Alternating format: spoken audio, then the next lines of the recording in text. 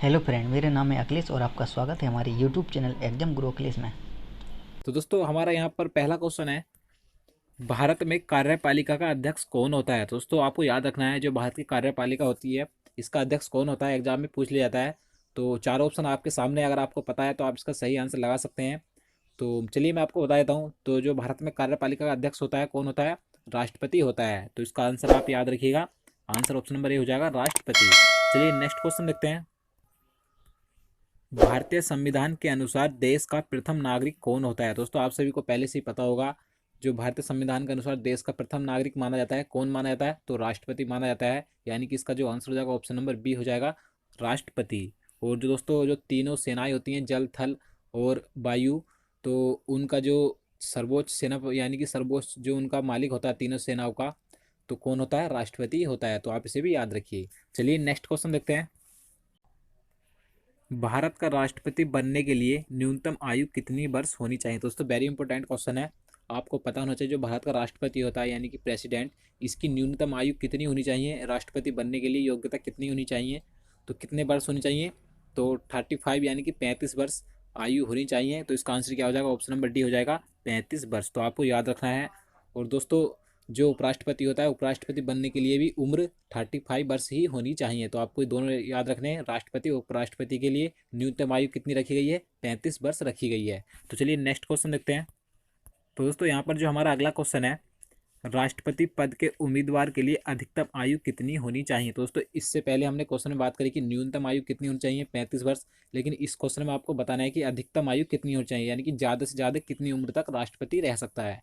तो दोस्तों मैं आपको बता दूं, भारत में ऐसी कोई आयु सीमा नहीं रखी गई है अधिकतम आयु के लिए। तो इसका आंसर क्या हो जाएगा? ऑप्शन नंबर डी हो जाएगा, कोई आयु सीमा नहीं है। तो इसका आंसर ऑप्शन नंबर डी हो जाएगा। तो आप इसे याद रखिए। चलिए नेक्स्ट क्वेश्चन देखते हैं। एक व्यक्ति राष्ट्रपति पद के लिए अधिकतम कितनी बार निर्वाचित हो सकता है? दोस्तों इस क्वेश्चन में भी आपको बताना है, जो भारत का राष्ट्रपति होता है यानी कि अगर कोई व्यक्ति एक बार राष्ट्रपति बन जाए तो वह अधिकतम कितनी बार राष्ट्रपति बन सकता है। तो दोस्तों भारत में ऐसा कोई नियम नहीं है, ऐसा संविधान में नहीं लिखा है कि एक व्यक्ति कितनी बार राष्ट्रपति बन सकता है।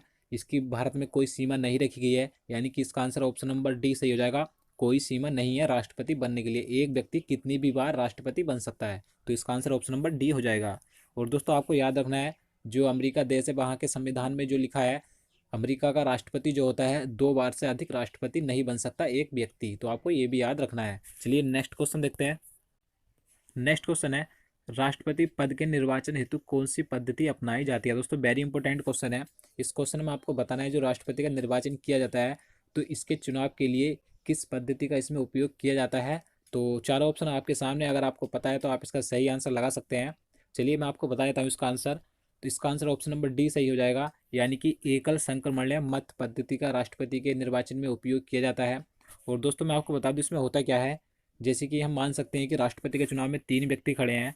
तो इसमें आपको जो इसमें वोटिंग करते हैं, जो वोट देते हैं, उनमें इन्हें फर्स्ट सेकंड थर्ड के हिसाब से इन्हें चुनना होता है। तो इस प्रकार से जैसे मैं वोटिंग करने गया या आप गए तो इसमें आपको चुनना होता है। जैसे कि यहाँ पर ये आर व्यक्ति है, ये एम है, ये के है, कुछ भी मान सकते हैं।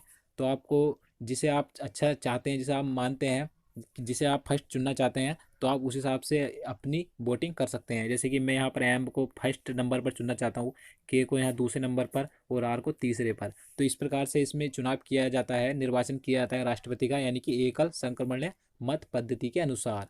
तो आप इसे याद रखिए। चलिए नेक्स्ट क्वेश्चन देखते हैं। राष्ट्रपति पद के चुनाव संबंधी विवाद को किस से निर्देशित किया जाता है? दोस्तों आपको बताना है कि अगर राष्ट्रपति के चुनाव में कोई विवाद हो जाता है तो इसे कहाँ पर निर्देशित किया जाता है। तो आपको याद रखना, उच्चतम न्यायालय में इसे निर्देशित किया जाता है। यानी कि इसका आंसर ऑप्शन नंबर डी हो जाएगा, उच्चतम न्यायालय। तो नेक्स्ट क्वेश्चन देखते हैं। राष्ट्रपति पद के उम्मीदवारों को चुनाव प्रचार हेतु कितना समय मिलता है? दोस्तों वेरी इंपॉर्टेंट क्वेश्चन है। इस क्वेश्चन में आपको बताना है, जो राष्ट्रपति का चुनाव किया जाता है तो उसमें जो राष्ट्रपति के प्रचार के लिए कितना समय दिया जाता है। तो आप इसका, अगर आपको पता है तो आप इसका सही आंसर लगा सकते हैं। तो चलिए मैं आपको इसका सही आंसर बता देता हूँ। इसका सही आंसर ऑप्शन नंबर बी हो जाएगा, 2 सप्ताह का समय दिया जाता है राष्ट्रपति चुनाव प्रचार के लिए। तो आपको याद रखना है। चलिए नेक्स्ट क्वेश्चन देखते हैं। नेक्स्ट क्वेश्चन है, राष्ट्रपति के चुनाव के लिए निर्वाचक मंडल में होते हैं। दोस्तों वेरी इंपॉर्टेंट क्वेश्चन है। इस क्वेश्चन में आपको बता दूं सीधा सीधा क्या पूछा गया है। इस क्वेश्चन में आपको बताना है कि जो राष्ट्रपति का चुनाव किया जाता है उसमें कौन वोटिंग करते हैं, यानी कि उसके निर्वाचक मंडल में कौन व्यक्ति होते हैं जो राष्ट्रपति के चुनाव के लिए वोटिंग करते हैं। तो दोस्तों आपको याद रखना है, जो संसद के दोनों सदन होते हैं, लोकसभा राज्यसभा और सभी राज्यों के विधानसभाओं के निर्वाचित सदस्य, यहाँ पर याद रखिए निर्वाचित सदस्य वो सभी राष्ट्रपति के चुनाव में वोट करते हैं, यानी कि इसका आंसर ऑप्शन नंबर बी हो जाएगा। संसद के दोनों सदनों तथा विधानसभाओं के निर्वाचित सदस्य राष्ट्रपति के चुनाव में वोटिंग करते हैं। तो वेरी इंपॉर्टेंट क्वेश्चन है, आप इसे जरूर याद रखिएगा। चलिए नेक्स्ट क्वेश्चन देखते हैं। भारत के राष्ट्रपति को उसके पद से हटाने की प्रक्रिया क्या है? दोस्तों वेरी इंपॉर्टेंट क्वेश्चन है, शायद आप सभी को पता भी होगा। जो भारत का राष्ट्रपति होता है, अगर उसको उसके पद से हटाया जाए तो उस प्रक्रिया को क्या बोला जाता है, यानी किस प्रक्रिया के द्वारा भारत के राष्ट्रपति को हटाया जा सकता है? तो आपको याद रखना है, संसद द्वारा महाभियोग के द्वारा राष्ट्रपति को उसके पद से हटाया जा सकता है, यानी कि इसका आंसर ऑप्शन नंबर डी हो जाएगा, संसद द्वारा महाभियोग। तो आपको याद रखना है। नेक्स्ट क्वेश्चन देखते हैं। राष्ट्रपति पर महाभियोग किस आधार पर लगाया जा सकता है? दोस्तों अब आपको बताना है कि राष्ट्रपति पर महाभियोग किस आधार पर लगाया जा सकता है। तो आपको याद रखना है, संविधान के अतिक्रमण करने पर राष्ट्रपति पर महाभियोग लगाया जा सकता है, उसी के अनुसार राष्ट्रपति को उसके पद से हटाया जा सकता है। तो इसका आंसर ऑप्शन नंबर बी हो जाएगा, संविधान के अतिक्रमण करने पर, यानी कि संविधान का उल्लंघन अगर राष्ट्रपति करेगा, उसका दुरुपयोग करेगा, तो राष्ट्रपति पर महाभियोग लगाया जा सकता है। तो आपको याद रखना है। चलिए नेक्स्ट क्वेश्चन देखते हैं। राष्ट्रपति पर महाभियोग की प्रक्रिया किस देश के संविधान से ली गई? दोस्तों वेरी इंपॉर्टेंट क्वेश्चन है, ये क्वेश्चन कई बार एग्जाम में पूछा गया है। तो आपको याद रखना है, जो राष्ट्रपति पर महाभियोग की प्रक्रिया है उसके पद से हटाने के लिए, तो वह किस देश के संविधान से ली गई है? तो अमेरिका के संविधान से ली गई है, यानी कि इसका आंसर क्या हो जाएगा, ऑप्शन नंबर ए हो जाएगा, अमेरिका देश के संविधान से ली गई है महाभियोग की प्रक्रिया। नेक्स्ट क्वेश्चन देखते हैं। देखिए यहाँ पर जो नेक्स्ट क्वेश्चन है वेरी इंपॉर्टेंट क्वेश्चन है। इस क्वेश्चन में आपको बताना है, राष्ट्रपति पर महाभियोग लगाने के लिए किसी भी सदन में कम से कम कितने दिन पहले लिखित सूचना दी जाती है? दोस्तों सबसे पहले आपको पता होना चाहिए कि जो राष्ट्रपति पर महाभियोग लगाया जा सकता है वह किसी भी सदन में सबसे पहले लाया जा सकता है, यानी कि लोकसभा या राज्यसभा दोनों में से किसी भी सदन में महाभियोग की प्रक्रिया लाई जा सकती है। दोस्तों इस क्वेश्चन में आपको पूछा गया है कि जब महाभियोग लाया जाता है किसी भी सदन में, तो कम से कम कितने दिन पहले लिखित सूचना दी जाती है? दोस्तों वेरी इंपॉर्टेंट क्वेश्चन है। तो आपको याद रखना है, 14 दिन पहले लिखित सूचना दी जाती है कि हम राष्ट्रपति पर महाभियोग की प्रक्रिया लाने जा रहे हैं। तो इसका आंसर क्या हो जाएगा, ऑप्शन नंबर बी हो जाएगा, 14 दिन पहले, यानी कि 14 दिन पहले। आप इसे जरूर याद रखिएगा। नेक्स्ट क्वेश्चन देखते हैं। राष्ट्रपति को पद और गोपनीयता की शपथ कौन दिलाता है? दोस्तों वेरी इजी क्वेश्चन है, आप सभी को पता होगा। राष्ट्रपति को उसके पद और गोपनीयता की शपथ कौन दिलाता है? जो भारत का मुख्य न्यायाधीश होता है, यानी कि सर्वोच्च न्यायालय का मुख्य न्यायाधीश जो होता है, वह राष्ट्रपति को शपथ दिलाता है। तो इसका आंसर ऑप्शन नंबर ए हो जाएगा, भारत का मुख्य न्यायाधीश, यानी कि उच्चतम न्यायालय का मुख्य न्यायाधीश। नेक्स्ट क्वेश्चन देखते हैं। मुख्य न्यायाधीश की अनुपस्थिति में राष्ट्रपति किसके समक्ष शपथ लेता है? दोस्तों इस क्वेश्चन में आपको पूछा गया है, अगर जो भारत का मुख्य न्यायाधीश होता है, यानी कि सर्वोच्च न्यायालय का मुख्य न्यायाधीश होता है, अगर वह उपस्थित नहीं है उस समय जब राष्ट्रपति शपथ लेता है, तो राष्ट्रपति को शपथ कौन दिलाएगा?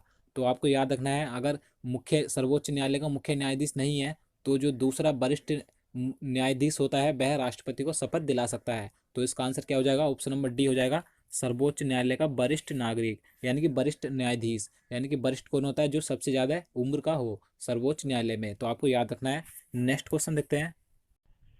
यदि राष्ट्रपति और उपराष्ट्रपति दोनों देश से बाहर हो तो उस स्थिति में कार्यभार कौन ग्रहण करेगा? तो उसको वेरी इंपॉर्टेंट क्वेश्चन है, आपको पता होगा। अगर जो भारत का राष्ट्रपति नहीं होता है, किसी देश से दूसरे देश में चला जाता है, तो उस समय जो कार्यभार होता है राष्ट्रपति का कौन संभालता है? उपराष्ट्रपति संभालता है, आपको पता होगा। लेकिन इस क्वेश्चन में पूछा गया है कि अगर राष्ट्रपति और उपराष्ट्रपति दोनों ही दूसरे देश चले जाएं, तो उस समय जो राष्ट्रपति का कार्यभार होता है कौन संभालता है? तो ये क्वेश्चन में पूछा गया है।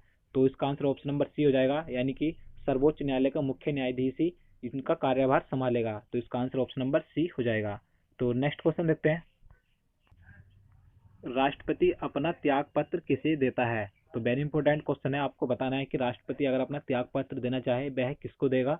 तो उपराष्ट्रपति को देगा, यानी कि इसका आंसर क्या हो जाएगा, ऑप्शन नंबर बी हो जाएगा, उपराष्ट्रपति। नेक्स्ट क्वेश्चन देखते हैं।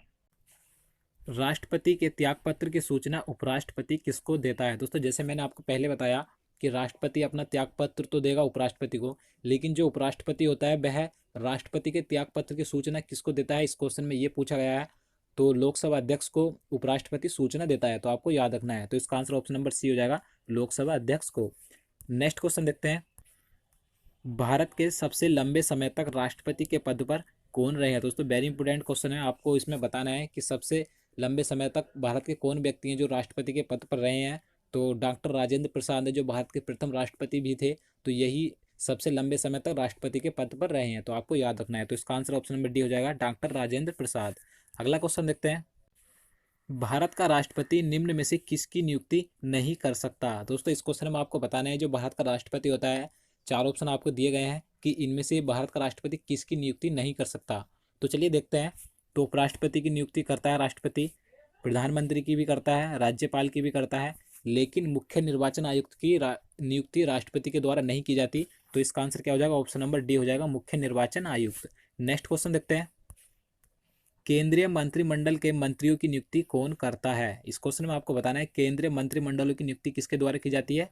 तो इनकी नियुक्ति भी कौन करता है, राष्ट्रपति करता है। तो आप इसका आंसर ऑप्शन नंबर बी सही हो जाएगा, भारत का राष्ट्रपति करता है। नेक्स्ट क्वेश्चन देखते हैं, तो आज का यहाँ पर हमारा लास्ट क्वेश्चन है, किसी विधि के प्रश्न पर सर्वोच्च न्यायालय से परामर्श लेने का अधिकार किसको है। दोस्तों इस क्वेश्चन में पूछा गया है, जो सर्वोच्च न्यायालय होता है उससे किसी विधि यानी कि कानून के प्रश्न पर अगर कुछ सर्वोच्च न्यायालय से पूछना हो, तो यह अधिकार किसको दिया गया है, परामर्श लेने का यानी कि सलाह लेने का। तो किसे दिया गया है, राष्ट्रपति को दिया गया है सर्वोच्च न्यायालय से परामर्श लेने का अधिकार। तो इसका आंसर ऑप्शन नंबर बी हो जाएगा, राष्ट्रपति। तो दोस्तों यही थे जितने क्वेश्चन आज मैं आपके लिए लेकर आया था। उम्मीद करता हूँ आपको वीडियो पसंद जरूर आया होगा। अगर वीडियो पसंद आया तो एक प्लीज़ लाइक ज़रूर करें, और आप इसी तरीके का अगर वीडियो देखना चाहते हो हमारे